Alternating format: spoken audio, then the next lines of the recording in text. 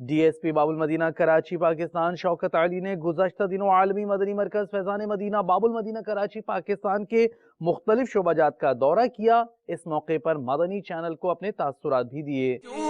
کے سامنے ادنا کے وہ ذات اعلیٰ، کیوں جھکے سامنے ادنا کے وہ ذات اعلیٰ، جس کا ہر نقش قدم قبلہ ہو امت کے لیے، دین پہ قربان ہو گئے کربلا والے، دین پہ قربان ہو گئے کربلا والے۔